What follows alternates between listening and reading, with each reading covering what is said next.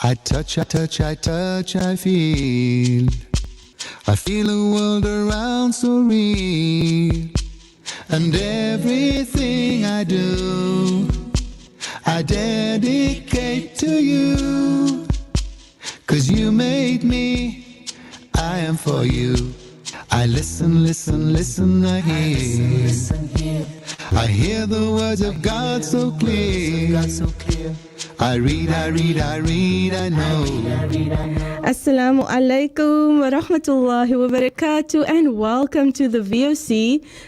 This is the Children's Club, right? But today I have in studio 3 siblings who actually started learning Quran, and they also developed a love for Allah, for the Rasulullah sallallahu alaihi wasallam, and also having, family, surrounded by family who had this love as well. They were very young. They are much older now, and I'm going to introduce you, or just basically have each of them actually introduce yourself. Right, so your name, who you are, what you love, and then we'll basically take the discussion from there. But I also want to welcome you, the listener, to also go onto our Facebook page and YouTube. We are streaming this interview live, so do hop on over to Facebook and YouTube, like and share, and you can also see the faces behind the microphones, behind the voices. And now, welcome my guest. I'm going to first have Azzaam Ghazali introduce himself. Walaikum salam wa rahmatullahi wa barakatuh. I am Azzaam Ghazali. I am a full-time Hifz student, and I am enjoying it very much, and also very grateful for Allah for allowing me to be amongst those very fortunate people to be learning the Quran. I'm also a teacher, a muallim on the weekends, and I'm a coach also of an indoor soccer team. So what you do is I organize games at the university and other teams, and we play indoor turf either Saturday or Friday, so weekends we play us. And I'm 18 years old. And also one of my main goals is, first of all, to memorize the Quran by heart, and also to be amongst Allah's guests to go and perform the Hajj or Umrah, inshallah. Ameen, Me ameen. and my siblings. Ameen. Now I'm going to quickly just, I know that are you, let me just check the background. Actually, yes, so now I'm going to quickly also just greet you in a different language. Hoş geldin? Çok teşekkür ederim. Okay, that's all I know. I don't know. Hoş geldin. So that is Turkish. And speak to us about your journey also. Like, I know your mom says that you actually taught yourself the language. Yes, that's true. I developed, I watched the Turkish drama, very popular. I'm sure everyone knows it, Ertugrul. Then after that, I started watching other Turkish Ottoman series rather, just like so related to the Ottoman Empire and so on. So I developed a love for the Turkish history. Therefore, I got a love for the Turkish culture also, and the architecture in Turkey of the mosques and the palaces, and that's how I started loving Turkey. And also I loved more Turkish dramas. I started watching Turkish dramas in Turkish, of course, reading the subtitles, and then I downloaded got videos of a guy that teaches Turkish, and then I would take notes and I would write it in the other book, and like the sentences I would get familiar with it. All right. And so that's how I started learning Turkish. And now currently I'm busy with Duolingo. It's the app, language learning app. I'm busy with Duolingo, and I'm learning Turkish, and I'm currently halfway through it. So it's Duolingo. Duolingo, yes. Duolingo. Okay. Before we go into more detail with you, I'm going to also have your sister Qudsiyyah also introduce herself. Assalamu alaikum, Qudsiyyah. Wa alaikum salam wa rahmatullahi wa barakatuh. I'm Qudsiyyah. I'm 21 years old. I do full-time Hifz, alhamdulillah. And I do, I teach part-time, and during the week, assist my mommy sometimes. And yeah, that's who I am. Okay, wonderful. And then also your younger brother, Hameed. Hameed. Assalamu alaikum wa rahmatullahi wa barakatuh. I'm Hameed, full-time Hifz student, currently busy in my 3rd year, alhamdulillah. So far, I'm busy with my 13th juz, Ajza. MashaAllah. MashaAllah. Now, I also want for you to maybe also speak, to your earlier days learning Quran. And, you know, sometimes, especially youth, they think that if I'm going to be, you know, focusing on Quran, then when am I going to have time to have fun and play with my friends? So maybe speak to us. I think, Abdul Hameed, I want you to maybe also share, you know, how do you balance your time and still enjoy, you know, being a child, being a youth?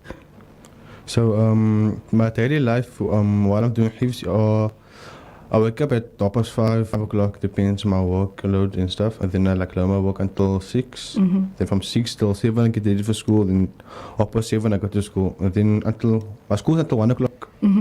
But then we come out of school up past 1, and then I take a break maybe until Asr. I sat after Asr for an hour, another break until Maghrib. Then from Maghrib till Isha, after Isha I start again. All right. So what school do you attend? You share maybe? Yes, the school in our area, it's close to us. We walk to school in Morgan Village. Madrasatul Mafasal, Hafidhin. Okay, so maybe shout out to all your peers tuned in now. I'm certain. Did you tell them that you're going to be on the radio today? I told others, but not the guy from my school. So hopefully they are at the radio switched on and they're tuning in now. So you can send us a WhatsApp on 0829 913 913 0829 913 913 if you maybe have questions. You know, if you are young and you are maybe studying, you know, the Quran, or you are engaged in Islamic studies. If you have any questions, you know, do send that through to our panel of guests here this afternoon. And in this interview is basically also a means of inspiration. We've had many youth come in, children coming in, and just, you know, sharing, you know, what it is that they enjoy, because often, you know, we don't get to speak to our youth, so this is definitely an opportunity to engage them.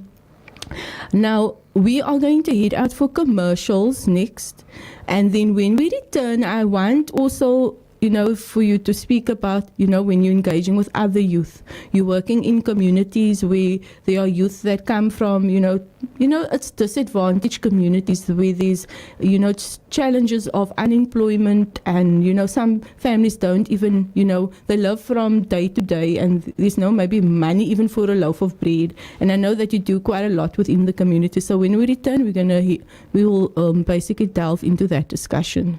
Rock up to Rocker Mamas. Sit down and relax in our safe, family-friendly environment, or place an order for takeaway or delivery. You'll be back for more. Because when you sink your teeth into our legendary Rocker ribs, smash burgers, Rocker wings, jalapeno bombs, mega waffles, and more, and wash it all down with our famous G-shakes or mocktails, you'll definitely be saying, I'll be back. Find a Rocker Mamas near you at Kenilworth Centre, Vangate Mall, or Westgate Mall. We are open for breakfast from 9 and also serving lunch and supper till late. Rocker Mamas, experience the greatest day sensation. One day I wanna be like my pa. They call him Dicky, the mechanic. My pa's customers are always happy because he buys quality parts at AHK Motor Spares. Their service is always top notch, open 7 days per week, and waiting to supply you with passenger, taxi, and light commercial motor spares. Visit a branch nearest to you. You can count on AHK every time and anytime. Thank you, AHK Motor Spares, for making my pa smile. AHK Motor Spares, quality at affordable prices. Good Hope has the following amazing specials valid until the 13th of August 2022. Catering French bologna, R69.99 per kilogram. Lean steak mince, R104.99 per kilogram. Jimmy's chips and burger sauce, R29.99 each. 1 kilogram chicken Kaiser schnitzel, R94.99 per pack. 1 kilogram chicken Kaiser strips, R94.99 per pack. And Thania's cocktail flatbreads tins, R29.99 per pack. 50% off delivery until Sunday. More specials in store and online at www.goodhopeonthego.co.za. Dis Pick n Pay se 55ste verjaarsdag. Ons laagste pryse is hier. Soos P&P Langlewe melk 6 1 liter pakke vir net R74.99 van die Sweep. En Nestlé Ricoffee 750 gram, koop 2 en kry 'n derde een gratis van die Sweep. Plus staan 'n kans om een van 55 reise te wen. Geldig 20 tot 26 Junie terwyl voorraad hou. Besenfees geld. In isiZulu they say ingane engakhali ifele embelekweni. Swahili, which means if you don't voice your problems, you can't get help. This is why the 6th HSRC HIV and health study has kicked off in South Africa, so researchers can collect information to help improve SA's healthcare tomorrow. By conducting surveys and collecting blood samples from homes across the country, we can better understand where SA is in the fight against HIV, COVID-19 and other diseases. If you see our trained field workers at your door, please spare some of your time and participate in the survey. When we speak up, we build a healthier South Africa. The Voice of the Cape, 91.3 FM stereo. I look, I see. I see a world of beauty. I touch, I feel. I feel the world around so real. And everything I do, I dedicate to you. Cause you make Assalamu alaikum wa rahmatullahi wa barakatuh, and welcome back to the Voice of the Cape on 91.3 FM and 95.8 FM in the Boel. And you can also listen to us live via the VOC app, but also tune into our Facebook or go onto Facebook, our Voice of the Cape Facebook page on YouTube. We're streaming this interview live with siblings Qudsiyyah May, Azzaam Ghazali May, Abdul Hameed May, and the three of them are all students of the Quran of Deen, but also, they also work very closely with the Sheikh Abdurrahman May Institute.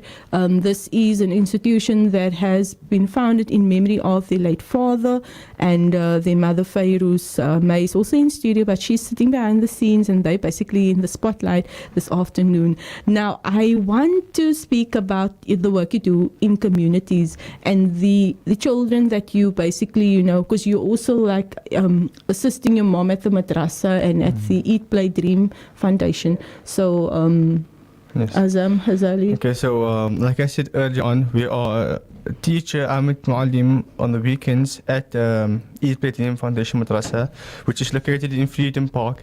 And if you look at it, that the in Freedom Park is not, the environment isn't so good for the children, because, the surroundings and what's happening in the streets, you would see the druggies that's walking up and down, and people shouting at each other, swearing, smoking weed, and these bad substances.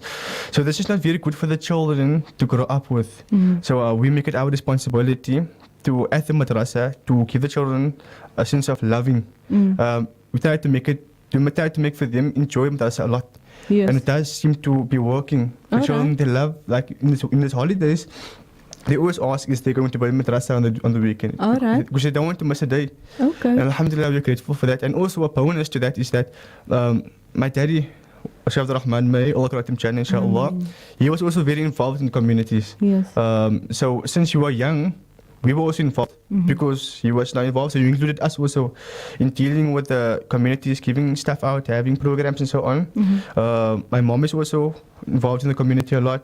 My grandparents from both sides, they're all community people. So it's basically in our genes to be part of the community, and we're also really grateful for that, alhamdulillah. So you basically, you're continuing the legacy your father left behind.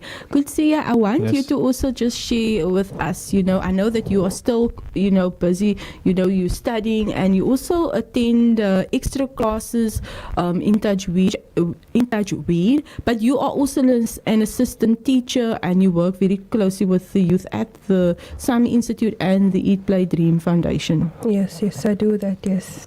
So speak about, why it's important to, you are 24, 21. Is it 21? No, 22, but the second one, yeah. Okay, mashallah. So that you're doing that, but also you are helping at the madrasa. So how do you juggle your time? How do you find time to also be, enjoy your youth? And I know you're doing a lot of other things. As the one thing that I am aware that you're learning to drive now. So you have learners, is that correct? Yes. So speak to us about all of that, making time for everything. Yeah. Sometimes I struggle, but I enjoy everything that I do. Like, I'm very grateful for the school I go to also, because like the teachers is very nice there also, and like the loving and stuff like that. And about teaching, the madrasa is like after Asr, like 4 o'clock there around, and then I do that. And after Maghrib, then I learn my work and stuff like that. And about the tajweed, I do tajweed on a Saturday afternoon, and I teach in the morning. So like, okay, I sleep a lot also because of all the stuff I do. I will always come up because I'm always sleeping. And then I drive on a Sunday afternoon. Okay. But I teach in the morning, Saturday and Sunday in the morning. Okay, So, wonderful. Now, I actually also want to bring your brother in here. I'm going to come back to you. But Abdul Hameed, your bio, if I can put it that way, you are 15 years old. You also do quite a bit. And I see here that you're also currently, working on weekends at a local bakery. And what also stands out for me is, in terms of the support that you give your mother. So, speak to us about being 15 years old, and now you're also acquiring a skill, you're working, and you also generating some form of an income. So speak to us about that as well. Yes, alhamdulillah, I'm grateful for the job. It's my auntie's bakery, by the way. Okay. So I wanted to work. I asked mommy, can mommy help me work and stuff? And my mommy got me a job. Mommy got me the job at the bakery. So I helped mommy and stuff. Before I worked at the bakery, I helped mommy at home with the madrasa and stuff, like intervals, I got to the children outside, give my mommy a break and stuff. All right. You're also doing full-time hifz, right? Yes. Yeah, so you're doing that full time, and then you help at the madrasa. And, what do you actually do for fun?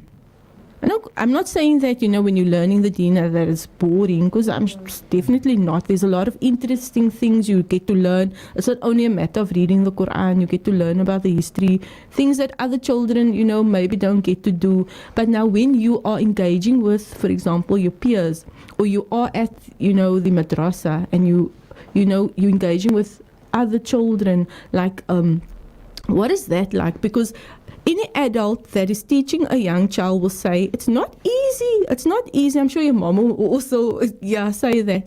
It's not easy to manage children because everyone is different. But you are young. And so speak to us about that, relationship that you have with the students at the institute. To be honest, I didn't help on my outside, like when it's interview and stuff, but I didn't actually help to teach. Okay. Yeah. So, but you engage, you interact with them to find out, what are some of the things that they maybe, do they come to you? Or if not you, then maybe your other siblings can maybe also add. Yes, I do. Add? Okay. I do help them. Soccer, we played a tournament, I think it's like 4 weeks ago. Then we had 2 teams, the small ones and the big ones. The small ones, they did well, alhamdulillah. Oh, why is he saying that? Oh, okay, that didn't sound very positive there. Either win or lose. They did well by being there. Okay, alhamdulillah for showing up. Yeah. Yes, mashallah. But the senior team we play in, I'm vice captain, my brother's captain, we came in the semi-finals. All right. But then we didn't make it to the finals, but alhamdulillah, we came for that tournament. Because we don't practice every week, like the other teams they practice together and stuff. Yeah. We only play once every Friday or so. So these are children from the Tafelzorg community, Qudsiyyah and Azzaam. The soccer. Yes, in terms of the background of these children that also, engage in these activities through the Institute and the Eat, Pray, Dream Foundation. Okay, the children in the Eat, Pray, Dream, that foundation, the madrasa that we work at in Tafelzorg, they need actually to come more out of the area because the area, as I said earlier on again, it's not good for environment for the children to grow up. So they need to get out of the area and look at more other places. Because Mrs. Plain, Cape Town, it's big. And there's many wonders also, like beautiful places. So they need to come out more. They don't come out a lot. They don't have that, I have to say now that they don't have the support, or maybe there's no finances where parents can take them out. We're going for a drive now, it's not that easy for them. So they need more. So we're trying to create programs so that they can come out and interact with other children also, because that's something that they're lacking. Yes. I know that there was a your organization, maybe Qudsiyyah, you can maybe come in here, that there are various activities that these children also participate in. And I actually attended one event where there were learners of the Eat, Play, Dream Foundation that participated in a storytelling initiative. Yes. And they were very confident. Like, Alhamdulillah. yeah. So speak to us. And even though maybe some of them, like, we as adults, we have our own definition of what is actually a perfect way of doing things. But for children, for them, it's like, this is something that I'm going to try out, and they're very brave in that sense. So speak to us also when these kids are maybe engaging in activities they wouldn't normally be, because they'd maybe be just playing outside or in the home, and they don't have any, maybe guidance in that sense. Yes. Now about that, at first the children didn't want to do it at all. But I told them, no, you are going to do it, and you are going to stand on the stage, and you're going to speak on the stage. Because our mommy always said, if the teacher have confidence in the student will be confident on the stage. And alhamdulillah, they spoke very well, and one of them actually came first in the high school category. Okay, yes, alhamdulillah. Now you also love baking, right? That's what I know. So how often do you get time to actually, to bake? What do? You like preparing food, dishes, or like sweet treats?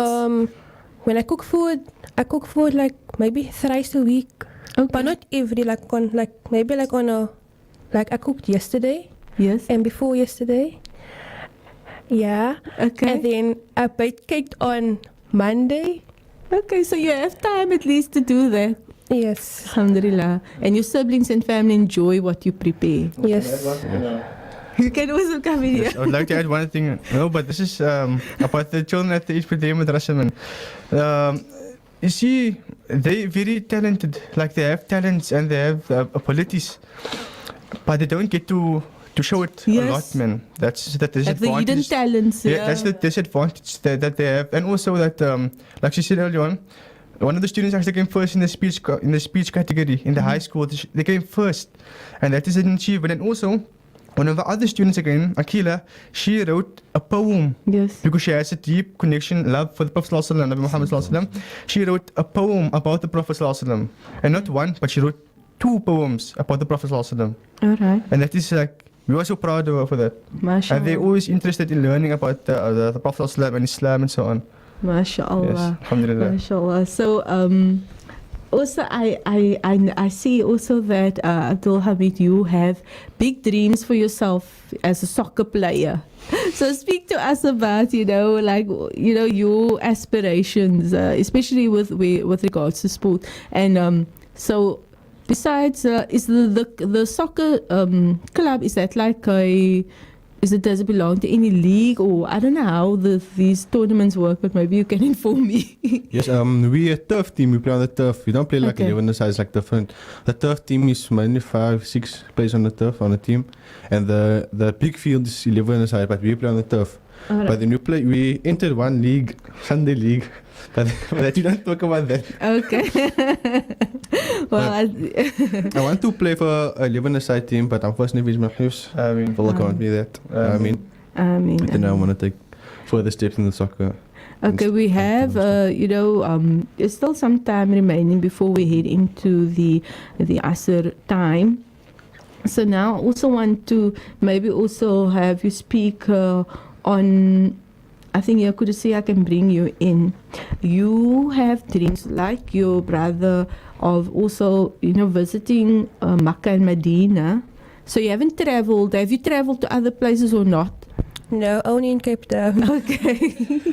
No? Okay, so you have, dreams of traveling. Yes. And why do you think it's important for children especially to learn about the history, of Islam, or just generally to know like where you're coming from? For example, the 3 of you and your mom didn't decide to, continue in the legacy of your father, then that would have basically, been forgotten. But now you basically, carrying on what he wished to do. So also speak to us about also learning and knowing, where you come from. Yes. So about that, my daddy always said, to know where you're going in the future, you must know your past. And to be honest, I never understood what my daddy meant by that. But now I know what he meant. Because like I watch also like a lot of Turkish series and stuff like that.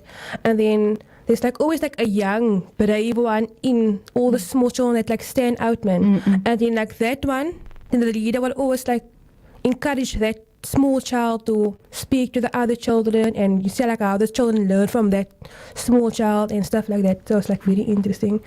And also I watch Usman. I don't know if Auntie watched it yet. I've watched it, yeah, but I've not really been following much. But I know what you're talking about. Yes, yeah. now that so this one scene, and so now the Crusaders, they like cowards, so they like captured the children.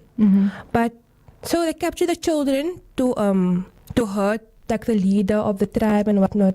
But so they captured a small leader in amongst the other children was now, and like the way that small child like stand out against the cowards, the Crusaders and whatnot, it's like so quiet.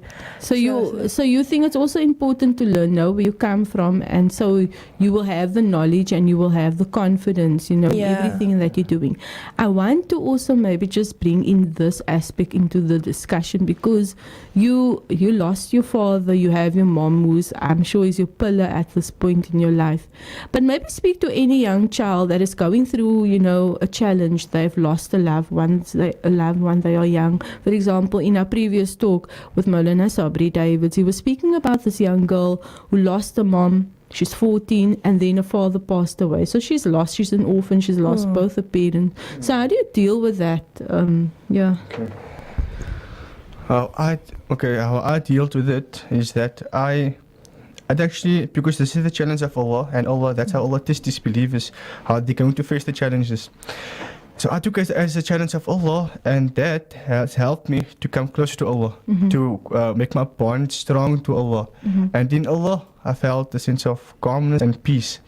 So if it wasn't for Islam and for Allah, I'd have been, I don't know, I'd have been totally lost. So because of that, I created a stronger bond with Allah. I would always read Quran, that was much good deeds. That helped me.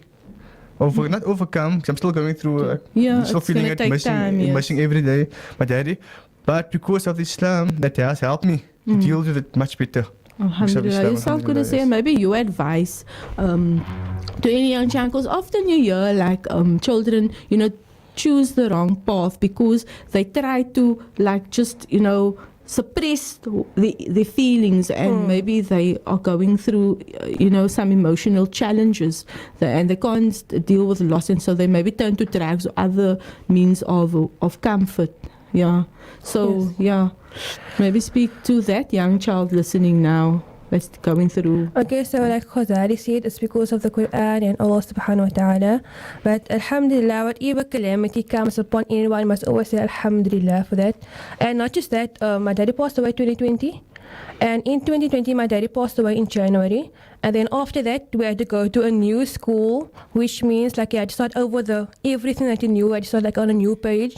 And then just COVID. And then 4 months after that, my grandfather passed away. But alhamdulillah, I'm still continuing with my Quran, and maybe also to you, Abdul Hameed, why do you think it's important to have family around you? Because I'm certain, like imagine if you didn't have any of your siblings, and you didn't have such a strong motherly figure in your life. Maybe speak to that. Yes, I'm very grateful for my siblings. Qudsiyyah, she's a really strong person, and my mother. But the way I dealt with the of losing my father, I took it as other people that have worse. And some people lost both their parents. Maybe they lost a limb, maybe they're disabled or something.